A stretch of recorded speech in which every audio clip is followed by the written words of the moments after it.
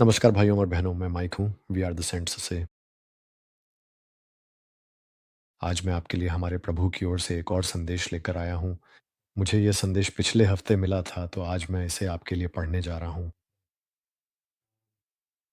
लेकिन उससे पहले मैं कुछ बातें कहना चाहता हूँ। मैं उन सभी का धन्यवाद करना चाहता हूँ जिन्होंने लिखकर, ईमेल करके और लाइव इवेंट के बारे में पूछताछ की है। मैं इसके लिए एक अलग वीडियो बनाने जा रहा हूँ और उम्मीद है कि उससे कुछ सवालों के जवाब मिल जाएँगे। मैं एक और पोस्ट भी लिखने जा रहा हूँ ताकि आपको अपडेट मिल सके और हाँ, उम्मीद है कि आपको कुछ जानकारी मिल जाएगी। आप सभी की दयालु बातों और आपकी प्रार्थनाओं के लिए धन्यवाद। मैं इसकी बहुत सराहना करता हूँ और चैनल की मदद के लिए दान देने की आपकी क्षमता के लिए भी धन्यवाद। यह निश्चित रूप से बहुत अच्छे कार्यों के लिए जा रहा है। बहुत-बहुत धन्यवाद। अब मैं जल्दी से इसके लिए प्रार्थना करूँगा और फिर शुरू करूँगा। प्रभु, धन्यवाद कि आपने मुझे अपना संदेश पहुँचाने के लिए एक माध्यम बनने की अनुमति दी। और मैं प्रार्थना करता हूँ कि जो भी इसे सुने, उसके पास सुनने के लिए कान और देखने के लिए आँखें हों कि आत्मा क्या कहना चाहती है। प्रभु, मुझे आगे बढ़ने की शक्ति देने के लिए धन्यवाद। और मैं प्रार्थना करता हूँ कि दुश्मन किसी भी तरह से इसे छू न सके। यीशु के नाम पर, आमीन। तो धन्यवाद। तो मैं जल्दी से शुरू करने जा रहा हूँ और फिर हम आगे बढ़ेंगे। संदेश, मुझे पता था कि ये संदेश आने वाला है। मैं बस इंतज़ार कर रहा था कि प्रभु मुझे इसे दें। मैं आत्मा में महसूस कर सकता था कि यह कुछ ऐसा है जिसके बारे में वह बात करना चाहता है। ये मेरे लिए भी बहुत ज़रूरी है और उन सभी के लिए भी जो वहाँ बाहर हैं। तो मैं सच में आशा करता हूँ कि आप इसे दिल से लेंगे। अगर आप चैनल पर नए हैं तो कृपया कुछ अन्य वीडियो भी देखें और प्रभु का दिल वास्तव में क्या है और वह आपसे कितना प्रेम करते हैं, इसका अंदाज़ा लगाएं। तो एक सुबह मैं प्रार्थना में आया और तुरंत ही प्रभु वहाँ थे और मुझसे बात करने लगे और उन्होंने कहा, क्या हम एक दूसरे के साथ ईमानदार हो सकते हैं? और मैंने कहा, हाँ प्रभु, हम हो सकते हैं। मैं पूरी कोशिश करूँगा ईमानदार रहने की। प्रभु ने आगे कहा, उन्होंने कहा, मेरे बच्चों, अपने आप के प्रति ईमानदार रहने की क्षमता होना मेरी आत्मा में चलने का सबसे बड़ा तरीका है। और मैंने कहा, प्रभु, आप इसका क्या मतलब है? और उन्होंने कहा, मेरा मतलब है, क्या आप अपने भीतर की कुरूपता को देख सकते हैं और उसके बारे में मुझसे बात कर सकते हैं? चीज़ों को कालीन के नीचे छुपा देना उसका सामना करना नहीं है और यह दिखावा करना कि वह वहाँ नहीं है, केवल सुधार की प्रक्रिया को लंबा करता है। मेरे प्रिय बच्चों,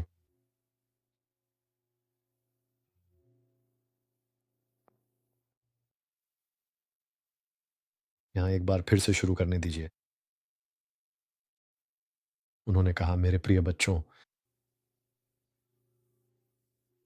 सुनिए, माफ़ कीजिए, मेरी लिखावट बहुत ख़राब है। मैं कोशिश करूँगा कि इसे पूरा कर सकूँ। कभी-कभी मैं बस इतनी तेज़ी से लिखता हूँ कि सब कुछ नोट कर लूँ। उम,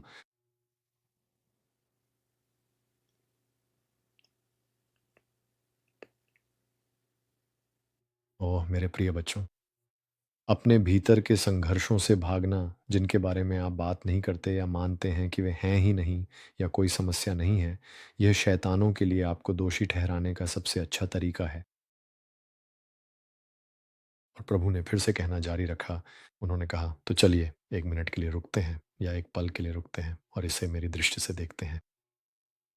आपकी ज़िंदगी में एक ख़ास समस्या है, आप उससे जूझते हैं और मुझसे उसे दूर करने के लिए कहते हैं, तो मैं आपके लिए उसे सँभालने का एक रास्ता बनाता हूँ और फिर 2 में से 1 चीज़ होगी। पहला, आप या तो उसे नज़रअंदाज कर देते हैं और लगातार ठोकर खाते रहते हैं और फिर इससे दुश्मन को उस पर अधिकार मिल जाता है क्योंकि आप उसे चुन रहे हैं और यह चक्र चलता रहता है। दूसरा, आप इसे स्वीकार करते हैं लेकिन लापरवाही से एक तरफ रख देते हैं और कहते हैं, मैं इसे सँभाल सकता हूँ, या फिर ये वास्तव में कोई मुद्दा या समस्या नहीं है। मेरे छोटे कबूतरों, अगर आप अपने सहकर्मियों या दोस्तों के बारे में चुगली और निंदा कर रहे हैं, तो मैंने निश्चित रूप से इस बारे में आपसे बात की है। अगर आप अन्य मसीहियों के साथ उनके विशेष शास्त्र सिद्धांतों को लेकर बहस और झगड़ा कर रहे हैं और संप्रदायों के बीच विभाजन पैदा कर रहे हैं, तो यह बहुत गंभीर समस्या है। आप न्याय नहीं करते। मेरे शरीर पर, खासकर आप पर, खासकर आपके भाई और बहन पर, अगर आप ऐसा करते हैं तो मैं भी आप पर वही मापदंड लागू करूँगा। इस बारे में आपसे कई बार बात की गई है, लेकिन आपने दुश्मन को खुद को धोखा देने दिया है। मेरे प्रिय, कृपया मेरे साथ ईमानदार रहें। जब मैं आपको समझाऊँ, तो उसे दिल से लगाएँ, टालें नहीं। अगर आप सच्चे दिल से मेरे पास आते हैं, तो मैं आपकी हर छुपी हुई पाप पर विजय पाने में आपकी मदद करूँगा और आपको सच्ची मुक्ति में चलना सिखाऊँगा। हर बार जब आप इसे नज़रअंदाज करते हैं, तो बिना आपको उजागर किए आपकी मदद करना और भी कठिन होता जाता है। तो मैं यहाँ एक पल के लिए रुकना चाहता हूँ। तो निश्चित रूप से यह अत्यंत गहरा है। यह प्रभु की ओर से एक बहुत ही स्पष्ट और सीधा संदेश है। आप जानते हैं, जब वह कहते हैं कि आपको उजागर किए बिना आपकी मदद करना और भी कठिन हो जाता है, तो वह इसे थोड़ा और समझाते हैं। लेकिन यह प्रभु के लिए अंतिम उपाय है, आपको उजागर करना ताकि यह सार्वजनिक हो जाए। और फिर ज़ाहिर है कि आप दोष महसूस करते हैं, जो बहुत दिल तोड़ने वाला होता है।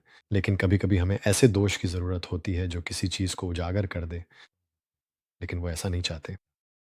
वो चाहते हैं कि आप आएँ, उनके पास जल्दी। तो प्रभु ने आगे कहा, "ये मेरी इच्छा नहीं है तुम्हारे लिए, लेकिन अगर यही ज़रूरी है, तो मैं करूँगा। याद रखो, तुमने मुझे अपना जीवन सौंपा है। क्या मैं उसके साथ अपनी इच्छा के अनुसार कुछ नहीं कर सकता? मेरा तरीका किसी को उजागर करना नहीं है। लेकिन तुम में से कोई भी मेरे वचन को 100% सटीकता से नहीं समझता और तुम में से कोई भी मेरी मेरी आवाज़ को 100% स्पष्टता से नहीं समझता। ये जानबूझकर ऐसा है, ताकि तुम घमंडी और अभिमानी न बन जाओ। महान वही है जो एक छोटे बच्चे जैसा बन जाता है, क्योंकि उन्हीं को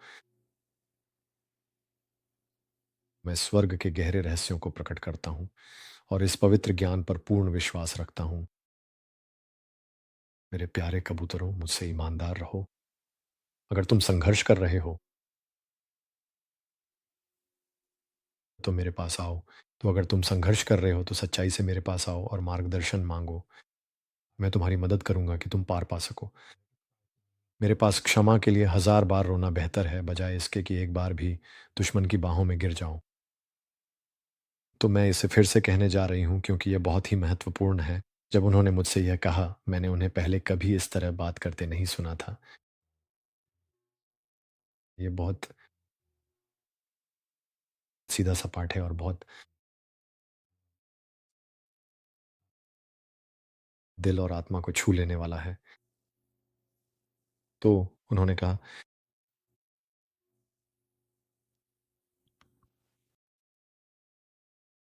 मेरे पास क्षमा के लिए 1000 बार रोना बेहतर है, बजाय इसके कि एक बार भी दुश्मन की बाहों में गिर जाऊँ। ये बहुत, बहुत सच है। ये बिल्कुल सच है। उन्होंने आगे कहा, ऐसी कोई चीज़ नहीं है जिससे मैं तुम्हें छुड़ा ना सकूँ, अगर तुम मेरे साथ ईमानदार हो। और फिर मैंने प्रभु से पूछा, मैंने कहा, ठीक है प्रभु, मुझे पता था कि यह बहुत भारी बात है। और मैंने उनसे पूछा कि क्या इस बारे में वह कुछ और कहना चाहते हैं?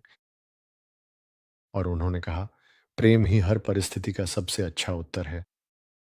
अगर आप खुद को किसी कठिन बातचीत में पाते हैं और आप गुस्से में प्रतिक्रिया देना चाहते हैं, क्योंकि आप जानते हैं कि आप सही हैं, तो बोलने के बजाय चुप रहें और उन्हें आशीर्वाद दें। इस तरह आप दोषारोपण और पाप के द्वार नहीं खोलेंगे। मेरे प्रिय, वे 2 सबसे महत्वपूर्ण आज्ञाएँ कौन-सी हैं जो मैंने दी थीं? और उन दोनों का सबसे महत्वपूर्ण पहलू क्या था? प्रेम। अपने परमेश्वर से प्रेम करो और अपने भाई-बहनों से प्रेम करो। अगर आप ये दोनों बातें रोज़ कर सकते हैं, तो ऐसा कुछ भी नहीं है जिसे हम पार नहीं कर सकते। बिल्कुल भी नहीं। और शत्रु आपको छू भी नहीं पाएगा। तो मुझसे यह करने के लिए अनुग्रह माँगो और मैं उन्हें तुम पर उंडेल दूँगा। मेरे प्रिय बच्चों, दौड़ लगभग पूरी होने वाली है। जल्द ही तुम मेरे साथ रहोगे। तुम्हारे भंडार बढ़ते जा रहे हैं, लेकिन उसमें और भी बहुत जगह है, बहुत ज़्यादा। क्या तुम और उन लोगों पर दया करो जो उसी पाप से जूझ रहे हैं। क्या तुम कर सकते हो? अगर तुम कोशिश करोगे तो मैं कहता हूँ अच्छा है। तुम्हारी प्रतिबद्धता के कारण और भी आत्माएँ घर लौटेंगी। शाबाश मेरे विश्वास योग्य सेवक, और अपने स्वामी के आनंद में प्रवेश करो। और बस इतना ही था। यही संदेश का अंत था। तो यह लंबा नहीं था लेकिन सीधा मुद्दे पर था। और आप जानते हैं, मुझे लगता है कि हम सभी इससे सच में जुड़ सकते हैं। और मैं अपने अनुभव से कह सकता हूँ कि जब भी कुछ होता है, या मैं कुछ ऐसा करता हूँ जो मुझे नहीं करना चाहिए था, या कुछ ऐसा कह देता हूँ जो नहीं कहना चाहिए था, तो मैं जल्दी से उसे पहचानने की कोशिश करता हूँ और फिर सीधे प्रभु के पास जाकर कहता हूँ, मैं इसे बेहतर तरीके से संभाल सकता था, और अगली बार इसे बेहतर तरीके से संभालने के लिए अनुग्रह मांगता हूँ। और मैं आपको बता रहा हूँ, आपको अगला मौका ज़रूर मिलेगा। आपको कई बार ऐसे मौके मिलेंगे। आप जानते हैं मैं किस बारे में बात कर रहा हूँ, क्योंकि आप सभी ने ऐसा अनुभव किया है। आप सभी ने भी कुछ इसी तरह की बातें कही हैं। आप जानते हैं अगली बार ये बेहतर होगा, या अगली बार मैं और मेहनत करूँगा। और अगली बार आती है और कुछ भी नहीं बदलता, या आप खुद नहीं बदलते। और फिर आपको एहसास होता है कि वह मेरा मौका था और मैं नहीं बदला। खैर, अगर आप सच्चे दिल से प्रभु के पास जाते हैं, वह आपको और मौके देगा, क्योंकि यह एक सीखने की प्रक्रिया है। ये इस बारे में है कि आप इतने बदल जाएँ कि आपका दिल और यीशु का दिल एक हो जाए। जब वे एक दूसरे के साथ मेल में नहीं होते, तभी चीज़ें अजीब लगती हैं, या ऐसा लगता है कि कुछ कमी है, या आप बस ऐसा कुछ है जो शायद आपको करना चाहिए था लेकिन आप नहीं कर रहे हैं। कुछ ऐसी परिस्थितियाँ होती हैं जिन्हें प्रभु चाहता है कि आप पहले पार करें, उसके बाद ही वह आपको अगली चीज़ की ओर ले जाएगा। और कभी-कभी वह बहुत छोटी-सी बात होती है जिसे आप शायद ध्यान भी नहीं देते, लेकिन वही बात होती है, क्योंकि भविष्य में कुछ ऐसा आने वाला है जिसकी उसे ज़रूरत है। आप सक्षम हों कि आप उससे निपट सकें, उसे पहचान सकें, उस पर विजय पा सकें और आगे बढ़ सकें। और ये सब अगर आप आत्मा में देख पाते कि क्या हो रहा है, तो आप देख पाते कि ये सब लड़ाइयाँ हैं। आप जानते हैं, आपके स्वर्गदूत हैं, वे आपकी मदद करने की कोशिश कर रहे हैं। जब आप शत्रु के प्रलोभन पर विजय पा लेते हैं, तो आप शत्रु को अधिकार नहीं देते। आप अधिकार प्रभु को, खुद को और अपने स्वर्गदूतों को वापस दे देते हैं, ताकि वे उसे काट सकें और जो भी आपको रोकने की कोशिश कर रहा है, उसे हटा सकें।